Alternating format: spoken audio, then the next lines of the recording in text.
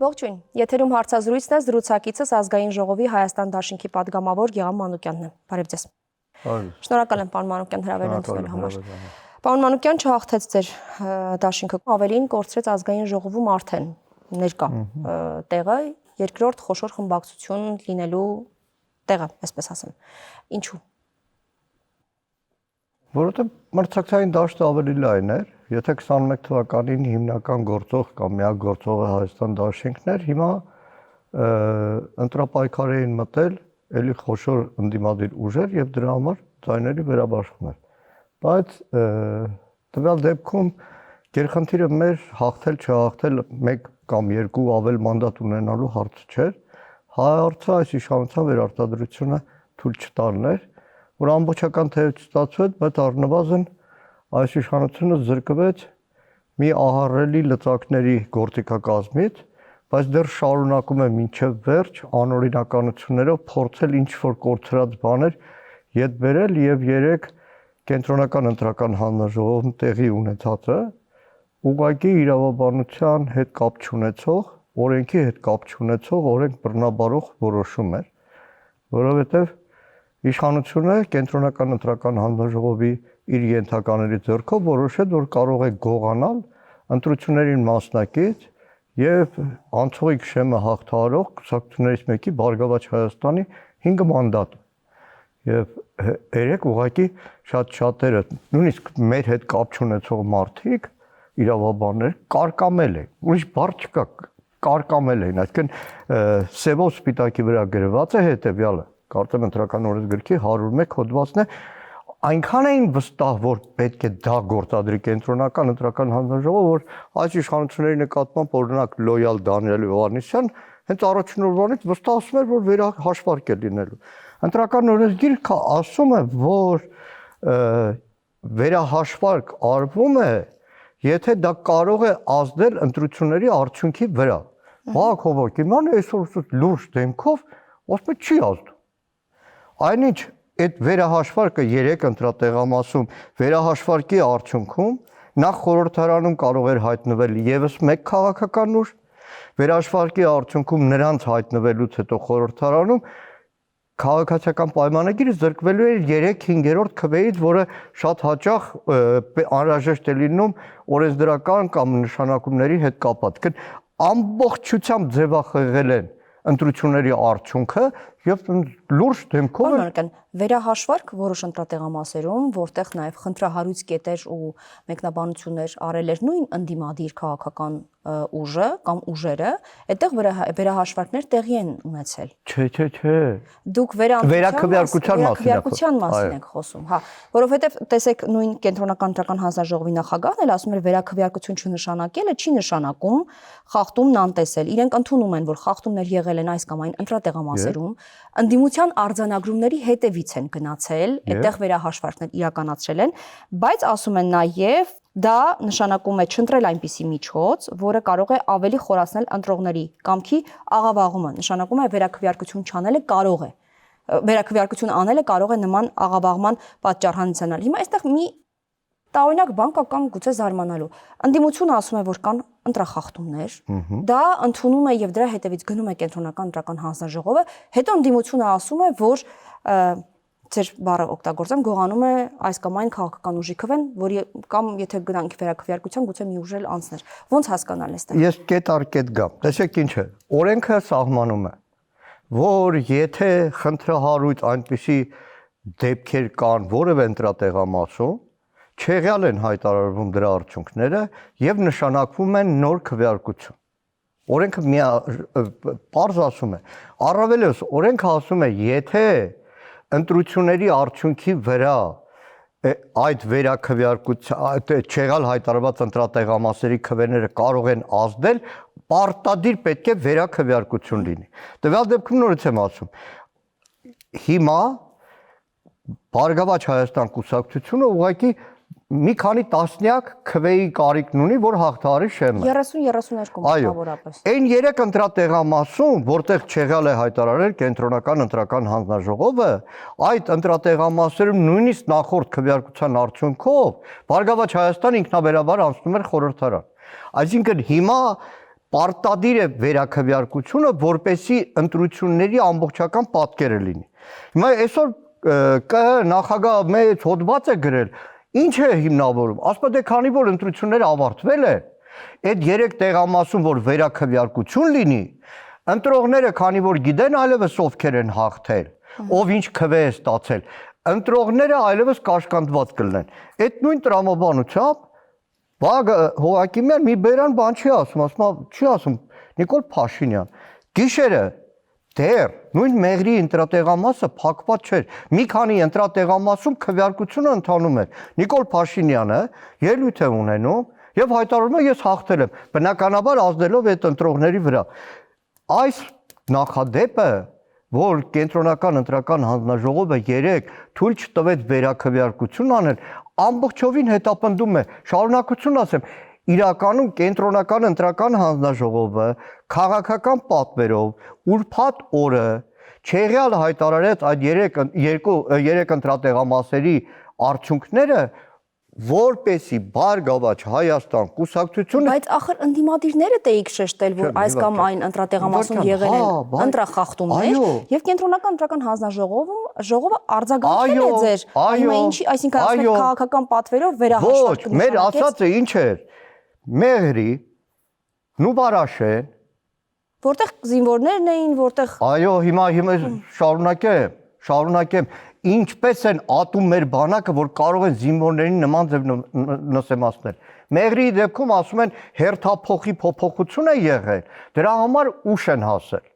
Սոտքում էլ նույն ձևի հերթափոխի փոփոխություն։ Նուբարաշենում քվեարկել է զորք, բանակ, Նուբարաշենի զորամասի զինվորները, որոնք հերթապահություն չեն իրականացնում, զորամասում էին։ Այդ զորամասի հրամանատարությունը ամբողջ օրը ինչ էր անում, որ երեկոյան 8-ից 5 պակաս որոշել է, որ բանակը բերի, մտցնի ընտրատեղամաս, որպեսզի արդեն հանգիստ պայմաններով իրենց հսկողության տակ զինվորները քվեարկեն։ Խնդրահարույց ընտրատեղամասերի արդյունքները չեղարկվեցին, չէ՞։ Հարգելյանա, հենց էդ է։ Տեսեք ինչա։ Այսինքն դուք տեսել եք խախտումը, հիմա արձանագրում եք Այո, ընտրական օրենսգիրքն էլ ասում է։ Ընտրական տեղամասերի արդյունքները, որի հետևանքով ԲՀԿ-ն չի հավաքել այնքան ձայ կամ զրկվեց այն ձայներից, որ բա դուք հիմա այդ Հարգելյանա, նայեք, Հարգելյանա, ընտրական օրենսգիրքն ասում է, եթե որևէ տեղամասում հասկացա, պարոն Չէ, ասեմ դες մանրամասը։ Ընտրական օրենսգիրքն ասում է, եթե որևէ ընտրատեղամասում կան ակնառու խախտումներ, կենտրոնական ընտրական հանձնաժողովը չեղյալը հայտարարում է այդ ընտրատեղամասի արդյունքները։ Արեց։ Շարունակությունը, չէ, այստեղ է շան գլուխը թաղված։ Կիրակի լույս երկուշաբթի գիշերը, քվեարկությունը նոր վերջացած, գիշերվա 3:30 կարծեմ, բողոք է գնում կենտրոնական ընտրական հանձնաժողով, որ այս ընտրատեղամասերում խախտումներ են եղել։ Երկուշաբթի, երեքշաբթի, չորեքշաբթի, հինգշաբթի, ուրբաթ մինչև երեկո կենտրոնական ընտրական հանձնաժողովը բան չի անում։ Մինչև ԲՀԿ-ն ասում է, ախպեր, ես գտել եմ իմ 150 պակասով ձայնը եւ ես անցնում եմ խորհրդարան։ Այդ պահին անակնկալ կենտրոնական ընտրական հանձնաժողովը ափալ-թափալ նիստ է անում ու ասում է չեղյալ եմ հայտարարում այս 5 օր իմ անուշադրության տակ գտնված ընտրատեղամասերի արդյունքները, որտեղ իրենց արդեն ձեռքի տակ էին այն թվերը, որով տեսնում էին, որ ԲՀԿ-ն անցնում է, ինչ անեն, որ ԲՀԿ-ն չանցնի, եկեք 3 ընտրատեղամասը չեղյալ հայտարարել։ Պարոն Մանուկյան, մի հարց տամ, ձեր ընդդիմադիրների ամբողջ պայքարը հիմա ԲՀԿ-ի համար է։ Լիլի Աննա ջան, ձեր երեխաների համար է, անկեղծ եմ ասում։ Պարոն Մանուկյան, կեղծվել են այս ընտրությունները։ Ձեր երեխաների համար է։ Հիմա իմ հարցին պատասխանեք, կեղծվել են այս ընտրությունները, թե ոչ։ Բա ինչ են արել։ Ընտրախախտումներ են եղել, թե կեղծվել են ընտրությունները, պարոն Մանուկյան։ Ընտրախախտումներ են եղել, կեղծիքել է եղել, ընտրակաշառքել է եղել։ Ում կողմից է ընտրակաշառք։ Ընտրակաշառք, եկեք հերթով գնամ։ Ասեք։ Հերթով։ Ընտրակաշառքը այս անգամ փողը, որը կարելի էր բաժանել, ոչ թե միլիարդավոր դրամներ են, այլ տրիլիոնավոր դրամներ, որի անունն է Հայաստանի Հանրապետության պետական բյուջե։ Հերթով գնանք։ Նայեք, անցած տարի աշնան ազգային ժողովում քննարկում էր պետական բյուջեն։ Մենք էլ ասում ենք, օրինակ թոշակները ինչի չեք բարձրացնում, ասում ենք չեն կարող բարձրացնել։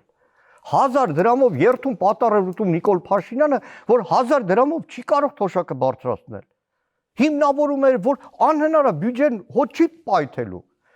Գալիս են հունվար, հայտարարում է սկանդալային հայտարարություն Թոշակառուի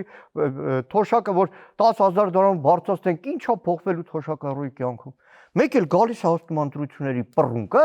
մի օր առավոտ էլ լույսը լայվ ամտում, ասում է Թոշակառուներ ջան, ձեր թոշակը 10,000 դրամը բարձրացնում եմ։ Բյուջեն, որ սարքվում է, բյուջեն կազմում է մեր ամբողջ տարվա համար։ Այսինքն մարդը պլանավորում է 1 տարին, բայց մեկ էլ եկավ հասավ ընտրություններից 2 ամիս առաջ, հիշեցին Թոշակառուին եւ որոշեցին 10,000-ով թոշակը բարձրացնել։ Դա ընտրակաշարք է ձեր գնահատվում։ 650,000 մարդու հարգանքս բոլոր թոշակառուների նկատմամբ 10,000-ը զրոյա, իրանց շատ ավելի բարձր պետքա թոշակ ստանան, բայց ընտրություններից առաջ իշխանությունը թոշակ բարձրացնելով դուք էլեկտրամոբիլ եք շո։ Ոչ։ Ձեր խմբագրությունում կան էլեկտրամոբիլ ունեցողներ, որոնք գույքահարկը բարձր էին վճարում։ Գույքահարկը բարձր էին վճարում։ Շարունակում եմ, չէ։ Կառավարության կողմից իր բնակչության համար արված քայլեր են, որոնք հետագայում չեն վերանալու։ Քանի որ ես զրկված եմ շատ հաճախ հակակոռուպցիոն կոմիտեի նախագահի տեղը նստած այստեղ հարցազրույց տալ, շարունակեմ։ Տեսեք ինչ էր։ ԵԱՏՄ-ի օրենքներով էլեկտրամոբիլի գույքահարկը շատ ավելի ցածր է։ Ես մեքենա չեմ քշում, խելքս չի ասում դրան։ Տաքսու վարորդը հունվարին ասեց պարոն Մանուկյան, կտենաս ընտրությունների նախաշեմին հիշելու են ԵԱՏՄ օրենքը, էլեկտրամոբիլի գույքահարկը կտրուկ իջեցնելու են։ Այդպես էլ եղավ։ Ու ես հազարավոր օրինակներ կարող եմ բերել, որ իշխանությունը բաժանել է ընտրակաշ։ Լավ, բա դրա մասին հանցագործության մասին հաղորդում տվեք։ Հա, համաձայն եմ։ Չեք տվել։ Լավ, տվել եք, որ թոշակները բարձրացել են դրան կաշառքին եւ հանցագործության մասին հաղորդում եք։ Մի րոպե ասեմ, թողեք ավարտեմ։ Թալինի քպեական կարկառուն քաղաքապետ Տավրոս Սափեյան սոցիալական աջակցության ծրագրով քաղաքապետարանի փողերը բաժանում էր ընտրությունների ժամանակ։ Տվել եք հանցագործության մասին։ Դիտորդները հաղորդում են տվել հանցագործության մասին։ Ինչ ա եղել։ Մնացել է հակակոռուպցիոնի դարակում։ Դե եկեք մի բան էլ ես հիշեցնեմ։ Ամբողջ նախընտրական ժամանակահատվածում հակակոռուպցիոն կոմիտեն ձայնագրություններով, որոնք հետագայում հավանաբար որպես ապացույց են օգտագործվելու դատարանում, խոսում էր ընդդիմադիրների կողմից ընտրակաշառքի բաժանման վերաբերյալ, թեև դուք ընդդիմադիրները ասում եք մոնտաժված է դա, բայց եւ ես եւ դուք աշխատում ենք մի ոլորտում, որտեղ հասկանում ենք, որ եթե չկա նյութը, դե մենք ոչինչ չենք կարող մոնտաժ անել։ Հարգելի Աննա, Սրա մասին ինչ կասեք։ Հարգելի Աննա, ձեր բացահայտումների մասին ինչ կասեք։ Տաղավարում ես մի 3 ամիս առաջ այն տաղավարում Պետրոս Ղազարյանի շուր եղած ժամանակ խլեցի Պետրոս Ղազարյանից 12 թանկ րոպե, կարդացի Բաքրատ Սրբազանին վերագրվող մի գաղտնալսման ամբողջական սղագրություն, որը պարզեց, որ այն հատվածը, որ մի նախադասությամբ հրապարակել էին իբր Բաքրատ Սրբազանը ու մարդկանց գյուլի 180-աշյան հակառակներ, սուտ էր։ Դա հիմք ընդունելով ամբողջ հակակոռուպցիոնի ձայնագրությունները սուտ եք համարում, հա, գաղտնալսումները որևէ մեկի մեղքը չի ապացուցում, եթե չկա դատական վճիռ։ Մինչև հիմա դատական վճիռ չկա, բայց եկեք շարունակեմ։ Նայեք, այն համատարած գաղտնալսումները, որ արել է, ուղղակի սահման չճանաչող է, բայց եկեք պատկերացրեք, ով է իրականացրել գաղտնալսումը։ Դիցուք հակակոռուպցիոն կոմիտեն։ Հակակոռուպցիոն կոմիտեն իրականացրել է գաղտնալսում ու որոշել է, որ Գեղամին, Աննային, սրան պետքա գաղտնալսեն։ Բա որ հանգարց այդ հակակոռուպցիոն կոմիտեի նախագահը լիներ անկախ, Նիկոլ Փաշինյանի չկախված, այս իշխանությունների չկախված, ասեր լսեք եղբայր, եթե ընտրություններում խախտումներ կան, ամենամեծ հնարավորությունը խախտումների ունի իշխանությունը։ Մի հատ եկեք համայնքային օրինակ հաստատությունների տնօրենների հեռախոսները գաղտնալսենք, դպրոցի տնօրեններ, մարզպետեր։ Դե ինչ գիտեք չեն գաղտնալսել, պարոն Մանուկյան։ Եթե չկա ձայնագրություն պարտադիր կաշառքի մասին, ոնց եղավ որ լրատվամիջոցները ոչ դուք գիտեք։ Ասեմ դե, ոնց եղավ որ լրատվամիջոցները, դիտորդները հրապարակում են հեռախոսազանգեր, voice message-ներ, թե ոնց է տնօրենն ասում դպրոցականներին, ծնողներին, աշակերտներին, ուսուցիչներին, որ ԿՊ-ի միտինգն է պետքա գաք։ Այդ բոլոր փաստերը ուղարկում են հակակոռուպցիոն, ասում են դու չես գաղտնալսել, այս voice-երը ձայնագին հաղորդագրությունները վերցրա։ Սա քրեական հանցանք է, հակակոռուպցիոն կոմիտեն այդ ամեն ինչը դնում է դարակի տակ։ Դա մի խոսքով դուք ասում եք ընդդիմադիրները այդ կաշառք չեք բաժանել։ Կաշառք չեն բաժանել։ Եվ Նիկոլ Փաշինյանի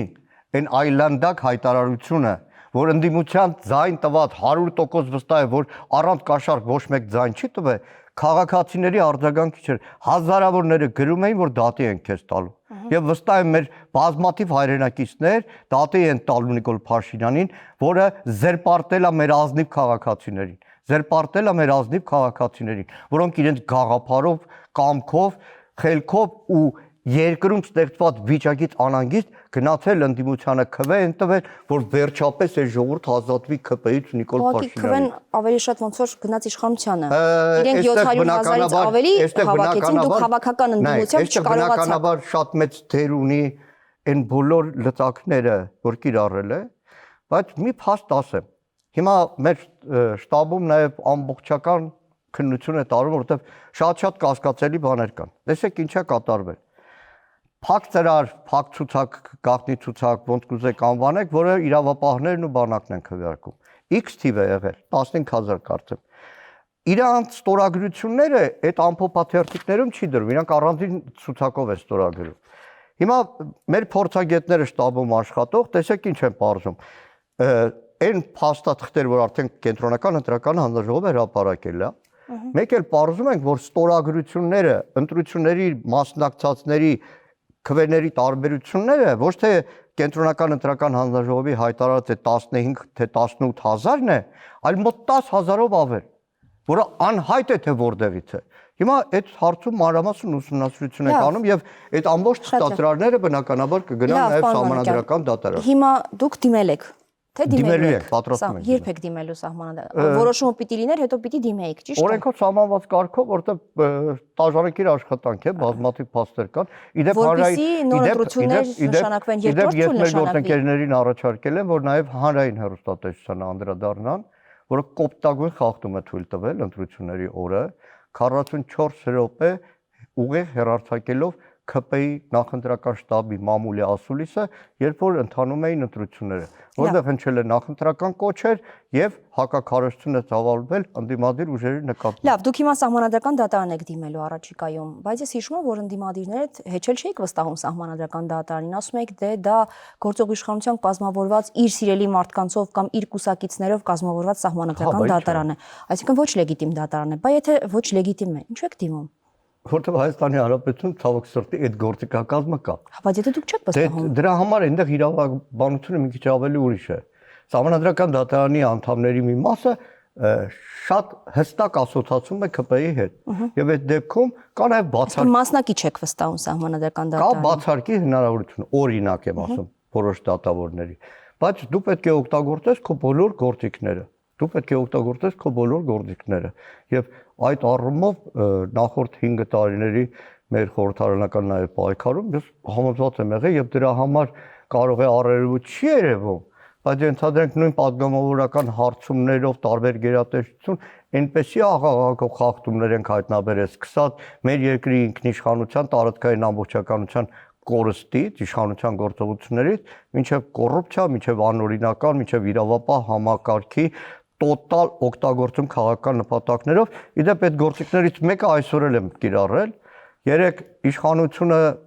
մի ֆաս հրամանով մեկ էլ հարձակվեց, թե տեսեք Ռոբերտ Քոչարյանը փորձում էր լքել Հայաստանը, նրան թույլ չեն տվել լքել։ Նախ փախնողները իրանք են, Ռոբերտ Քոչարյանը 18 թվականին իր կամքով եկավ, թեև գիտեր ճակատագիրը ինչ է, փախնող տեսակ չէ Ռոբերտ Քոչարյանը, ոչ պատերազմում, ոչ քաղաքականության մեջ։ Մեկ էլ ինչ կատարվեց։ Նախ անհայտ է, թե ինչի հիման վրա են փակել նրա ելքը եւ իդեպ հազարավոր քաղաքացիներ են փակել քաղաքական որոշումով, որովհետեւ իրավապահները չկմեղանում են, ասում են մենք ելք փակելու որևէ գործողություն չենք արել։ Մեկ էլ ինչա հայտ པարզ դառնում։ Դրանից մի ժամ հետո օթանավակայանում բոլորը եղել են, գալիս հասնում ենք սահմանապահը նայում է մեր անձնագիրը, ստուգում է, կնիքում է։ Սահմանապահի խցիկը, որը ազգային անվտանգության ծառայության սահմանապահ զորքերի հսկիչ անցագրային կետն է, կա տեսախցիկ, որը միացված է ազգային անվտանգության ծառայության ներքին համակարգին։ Մի ժամ հետո այդ տեսագրությունը մեկ էլ հայտնվում է Փաշինյանի ընտանիքի հայկական ժամանակ տերտում։ Բայց ով է արտահոսել դա։ Դե այսօր ազգային Դուք դիմումը տվել եք, բայց մենք վստահ ենք, որ օրինակ ԱԱԾ-ի կողմից է դա հրապարակվել։ Հարգելի Աննա ջան, նայեք։ Դուք գիտեք ոչ։ ԱԱԾ-ի սերվերից ԱԱՑ-ի տեսախցիկի վիդեոն մի ժամ հետո հայտնվում է թերթում։ Կարող է ես եմ արել, թե դուք եք արել։ Բնականաբար քաղաքական պատվերով Շեֆը ասել է ԱԱՑ-պետին, այդ վիդեոն շուտ տուր ինտերնետի որտեղ։ Սահմանադրական դատարան դիմելու մասով։ Կախված ինչ որոշում կկայացնի դատարանը ըստ այդմ ընդդիմությունը եւ նաեւ դուք, մասնավորապես դուք ձեզ հարմար որոշումը կընդունեք ի գիտություն, թե ինչ կանեք։ Ենթադրենք երկու սցենար կա բնականաբար։ Կամ պիտի ասի, որ ընտրությունները կեղծվել են, չգիտեմ ինչպիսի ձևակերպում կընտրի դատարանը, եւ նորից ենք գնում ընտրությունների, կամ ընտրություններն անցել են լեգիտիմ, լավ, եւ մենք ընտրությունների չենք գնում նոր, ինչպես եղել է 21 թվականին։ Հիշում ենք 4 քաղաքական Մենք էլի չենք ճանաչում ընտրությունների արդյունքները, իշխանության ստացած քվեր։ Բայց դե գնացիք ազգային ժողով աշխատելու, չճանաչելով մի կերպ գնացիք ազգային ժողով 5 տարի աշխատելու։ Հիմա երկու որոշում է, հնարավոր երկու որոշումներից, որն է ձեզ համար լինելու ընդունելի, որը որ ձեզ է հարմար, թե որը որ հարմար չէ։ Ես չեմ ուզում դեպքերից առաջընկնել, դիցուք մինչև երեկվա կենտրոնական ընտրական հանձնաժողովի նիստն ու խայտառակ որոշումը լրիվ այլ իրավիճակ էր եւ ապագայի հետ կապված քո քաղաքական գործողությունները լրիվ այլ տրամաբանության մեջ էին, որովհետև երեք գրեթե որևէ կասկած չուներ, որ կենտրոնական ընտրական հանձնաժողովը դնելու է վերաքվեարկություն եւ դրա արդյունքում խորհրդարանում լինելու է ոչ թե 3 քաղաքական ուժ, այլ 4 քաղաքական ուժ, ԲՀԿ-ի հայտնվելու արդյունքում ԿՊ-ն ոչ թե 3/5-րդի քվեի հնարավորություն են ունենալու, այլ դրանից էլ է զրկվելու լրիվ նոր մոդիֆիկացիա է։ Իմիջիայլի թե վերաքվեարկություն դրվեր եւ արդյունքները էական նշանակություն չունենային ընդհանուր արդյունքների վրա, դուք ընդունելու եք ՀՀ-ի հետ որոշումը։ Անհնար է։ Այսինքն տեսեք ԲՀԿ-ին պայմանական դուք եք ասում 35 ձայն չի երիքում։ Նախորդ անգամ այդտեղ ինքը հավաքել է մոտավորապես 250 ձայն արդեն։ Նախնականով 60 ձայն համարյա չէր երիքում։ Մինչև իրենք Լավ, համարեն 60 ձայն չի երիքը։ Նախորդ այդ չեղյալ հայտարարված ընտրատեղամասերով հավաքել է 250-ից ավել ձայն։ Պատկերացնում եք, այսինքն վերջի պահին գիշերով գաղտագողի նիստը արել ԲՀԿ-ից տեղերը գողանալու համար, էլ ո՞նց ասեք։ Դե սկզբում էլ նախնականում էլ ինչի կգնար չեղարկելու կամ վերահաշվարկանելու, եթե նախնական արդյունքներով էլ ԲՀԿ-ն չէր անցնում։ Անցնում է։ Վերահաշվարկի արդյունք թվերով չէր անցնում, 4% Հարգելի Աննա ջան, վերահաշվարկը ամբողջ Հայաստանում մինչև վերահաշվարկը 4-րդ ուժը դեռ 4%-ը չէր հաղթահարել։ ԿԸ գնաց վերահաշվարկի արդյունքում ԲՀԿ-ն կորցրեց։ Ոչ, որովհետև վերահաշվարկի արդյունքում մեկ էլ կտեսավ, որ ԲՀԿ-ն իր ձայները բերեց։ Դրանից հետո ինչ անեն, եկեք չեղյալ հայտարարել։ Ենթադրյալ երկու հնարավոր որոշում կարող է տեղի ունենալ։ Քանի որ դուք արդեն որոշել եք, որ դիմելու եք ՍԴ, հնարավոր երկու սցենարներ դուք պիտի հաշվարկած լինեք։ Երկուսի պարագայում էլ որն է լինելու ձեր քայլը։ Եթե ընդունեց որոշում, որ ընտրությունները պետք է անվավեր ճանաչվեն, դա է ձեզ համար ընդունելի տարբերակը, թե որ ընտրությունների արդյունքները ճանաչվում են եւ դրանք անցել են արդեն թափանցիկ ու լեգիտիմ, որովհետեւ գիտեք իմ քաղաքական անցյալը տարբեր էպիզոդ։ Դեպքից առաջը ո՞րն է, շուտով պիտի տակ։ Դեպքից առաջընկնելը ո՞րն է, պարոն Մանուկյան։ Շուտով պիտի սահմանադրական դատարանը, եթե թիմում չեք քննարկել։ Սահմանադրական դատարանը ինչ կորոշի, ըստ այդմ էլ Գիտեմ ասում, ո՞րն է ձեզ համար լինելու ընդունելու։ Կարող է սահմանադրական դատարանը։ Ձեզ օգտին որոշումը կլինի լեգիտիմ դատարանի։ Չեմ սահմանադրական դատարանի, որովհետև կարող է 4-րդ տարբերակ էլ լինի սահմանադրական դատարանի։ Օրինակ 2004 թվականին երբ սահմանադրական դատարանը կարող է հայտարարել, որ ես չեմ ուզում ծառայել սատանային, չեմ ուզում մեղքի տակ մտնել, իսկ իշխանությունը ճնշում է, որպեսզի մերժեմ ընդդիմության առաջարկները, եւ մենք ապրելու ենք այս երկրում, մենք պատվով ենք ուզում ապրենք այս երկրում եւ սահմանադրական դատարանի բոլոր դատավորները հրաժարական տալ։ Դուք դա բացառված չի, չէ, բացառված չի, որտեղ ի վերջո միշտ պետք է հույս ունենաս, որ մեր երկրում արժանապատվությունը ամենակարևորն է։ Ոչ պաշտոնը, ոչ աշխատավարձը, ոչ դիրքը, ոչ ուսադիրը արժանապատվության, պարկեշտության, օրենքի հետ համեմատ զերո արժեք ունեն։ Եվ դրա օրինակները ես բազմաթիվ գիտեմ։ Որոշում ունեք, վերցնում եք խորհրդարանական մանդատներն այս անգամ թե ոչ։ Բոլոր սցենարների զարգացումից հետո պարզ կլինի, թե ինչ քայլեր են անելու։ Բայց եթե ընտրությունները կեղծված են, ինչու եք քննարկում մանդատներ վերցնելու հավանականությունն ու հնարավորությունը։ Ընտրությունները կեղծված են ԿՊ-ի կողմից։ Մասնակի են կեղծված իշխանության կողմից։ Իրենք էլ հակառակն են ասում։ Մեծ վստահություն չի ներշնչում իշխանության ստացած քվեները, դրա համար մենք համարում ենք, որ այդ առումով ընտրությունները մեկ ընդհանուր գործողություն է։ Եթե դրանք կեղծված են, պիտի որ ընդդիմադիրների ձայներն էլ չլինեին այնքան։ Կամ մեկ այլ սցենար, իմիջիայլոց, եթե ընտրությունները այդքան կեղծված են կամ այդքան չէ, հենց կեղծված են, ո՞նց ընդդիմադիրները հավաքական առումով մոտ 500-540 հազար ձայն հավաքի։ Որտեղ այս իշխանությունը այնքան է դանակը ոսկորին հարցրել, որ վախով հարյուրներով ձերբակալելով, ամբողջ իրավապահ համակարգը ճնշելով, տեղական ինքնակառավարման մարմինները մինչև վերջ աշխատեցնելով, բյուջեն ցեպնելով ընտրակաշառքով չկարողացավ դիմագրավել երկրով ապագայի հետ մտահոգ քաղաքացիների հետ հսկայական բանակին։ Ես իրականում շնորհակալություն եմ հայտնում մեր ամեն մի հայրենակցի, որը վախի մթնոլորտում, սպառնալիքների տակ, գաղտնալսումների սպառնալիքների տակ, կեղծ քրեական գործեր հարուցելու սպառնալիքների տակ գնաց ընտրած տեղամաս ու այդքան ձայն մեր հայրենակիցները տվեցին ընդդիմության։ Ես անկեղծ ասեմ, եւ տեսեք մանդատ վերցնելու եք թե չէ պարոն բոլոր ընտրությունների միջով անցել եմ, շատերն եմ տեսել։ Այսպիսի պետական ռեսուրսի տոտալ կիրառում չի եղել մեր երկրում։ Դեռ ավելին, այսքան արտաքին միջամտություն չի եղել։ Ռեսուրս ո՞ր քաղաքացիների, ենթադրյալ ո՞ր քաղաքացիների վրա է հնարավոր կիրառել։ Հավանաբար պետական ապարատում աշխատող։ Պետական ապարատում քանի քաղաքացի կա կամ ընտանիքի անդամների վրա։ Արդյոք 700,000 անց ձեր ասած վարչական ռեսուրսի կիրառման տակ է մնացել։ Իմ բնակած թաղամասից քանակյար Այդ մեկն ասում, Մանուկյան ջան, ասում, քեզ եմ ընտրել։ Ասում, բայց հարցից չկարացա համոզել, թե ասում համաձայն չէ, բայց քան որ մանկապարտեզում է աշխատում։ Վախը մեջն էր, որ քվյախցիկում կիմանան ում է քվյարկել։ Գնաց ձեռը ջարդելով կփնտրել։ Դե դա եմ ասում, պետական ապարատում 700,000 մարդ չի աշխատում այսօր, որ բոլորը ռեպրեսիայի տակ գնային իշխանության ընտրային։ Ընտրակաշառքների ցուցակը մոռացաք արդեն, որ ասում էի, թե թոշակ, գույքահարկ sense սուբսիդիաներ, ողում փող, Թալինի քաղաքապետի սոցիալական օգնություններ, սպառնալիքը ժողովրդին, վայ, ես որ չեղա պատերազմ, այսա պատերազմա սկսվելու։ Դե դուք էլ էիք ասում, դուք էլ ասում եք ընդդիմադիրներից նկատի ունեմ, այ եթե գործող իշխանությունը Նիկոլ Փաշինյանը հստակ ասել է։ Կլինի այդ ժամանակ Նիկոլ Փաշինյանը հստակ ասել է, եթե ինքը կստանա սահմանադրական մեծամասնություն, պատերազմ լինելու։ Դե դուք էլ ասել եք, որ գործող իշխանությունը մնա այդ ժամանակա պատերազմ լինելու հավասար։ Այգելյանը Նիկոլ Փաշինյանն ասել է, եթե ԿՊ-ն չստանա սահմանադրական մեծամասնություն, պատերազմ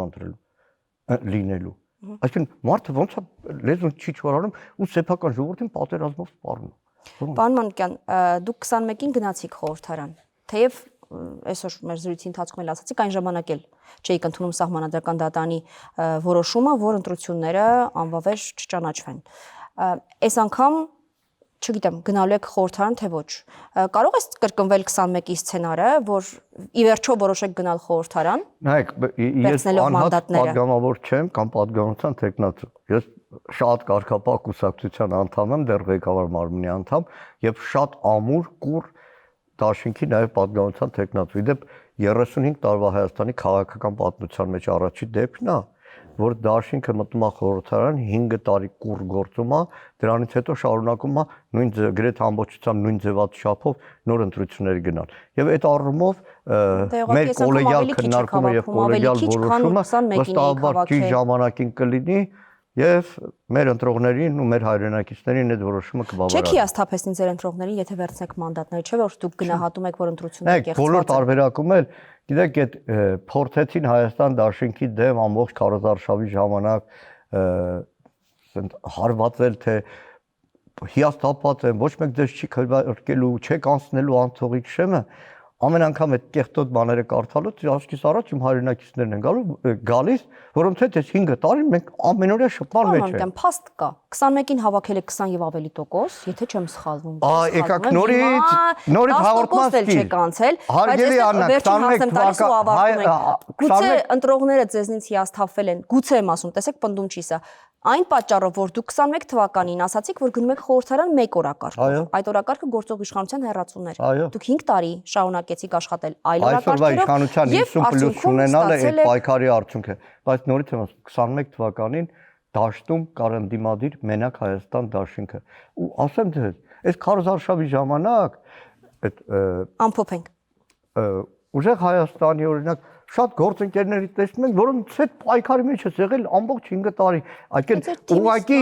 ընտրության հնարավորություններ քաղաքացու համար մեծացել։ Շնորհակալ եմ հրավերի համար։ Ձեզ եմ շնորհակալ։ Զրուցակիցս Գեգամ Մանուկյանն էր, կհանդիպենք։